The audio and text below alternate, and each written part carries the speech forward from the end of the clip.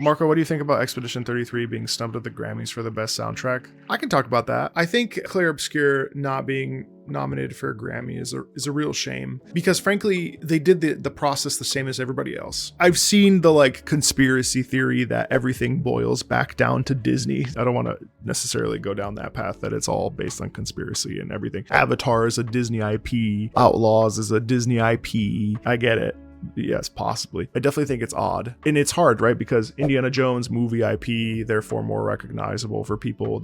I doubt that the Grammy committee is sitting and like looking at every video game coming out the last X amount of year, like, you know, the last year. Helldivers 2 being there probably because of the Xbox release.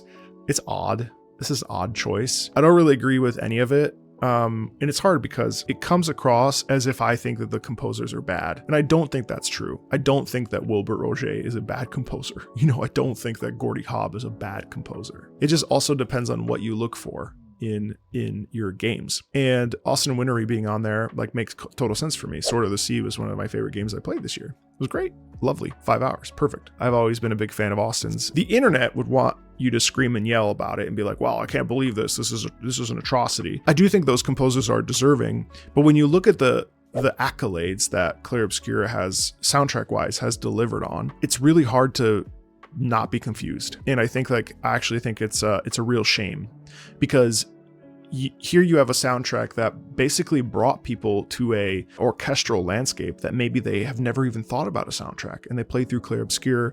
They got totally swept away by it. It opened up their whole minds to like what's possible with like an approachable sound. I mean, we're talking about like the advancement, and I don't think Lorient would say this, but I think that it's the advancement of the 1900s chanson, which was hugely popular in France. You know, Poulenc and Debussy and Fauré. I actually think that Lorient actually carries that tradition, that musical tradition of the Impressionists and the Romanticists. I think it's bizarre.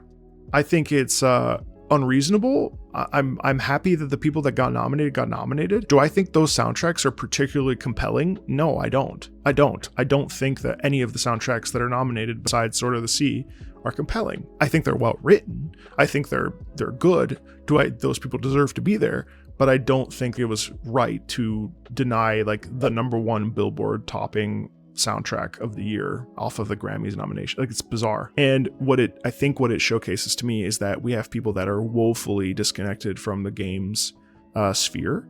And I also think that there's sort of no point on even having the category. Mind you that Outlaws and Avatar were also nominated last year. So this year they were nominated for their DLC, and last year they were nominated for their games. I think that's really stupid. That's not equal. That's not fair. It's not reasonable. It's incredibly dumb. And I haven't really agreed with any of the nominations since that category was created. So if we go back historically, obviously Christopher Tin was the first video game composer was the first composer in a video game to be nominated and win for Baba Yetu, and then subsequently was nominated for other things, and Austin Wintory, of course, as well. It's easy to dismiss the Grammys as like, well, blah, blah, blah. The Grammys are still important for clout and for, legitimacy by a large, massive portion of the population, right? And so it's a bummer that those of us in the video game space that are passionate about gaming, that are tapped into the market, we know that there is something really good here with that particular soundtrack if we're a fan of the game and like that soundtrack and recognize its beauty and blah, blah, blah, blah,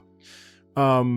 But to have that not be announced like on a global stage, in a larger, more mainstream stage than the video game bubble, is really sad, frankly. It begs the question, like, okay, not now, but, there's still a Clair Obscur movie coming out. They're still working on that, There's still other ways for it to become a mainstream sort of household thing, and I think that the story chops are there for it to be one. So I'm pretty disappointed, frankly. I think it's really shitty, and it's a shame, because I really believe in that soundtrack, and I think it's really good.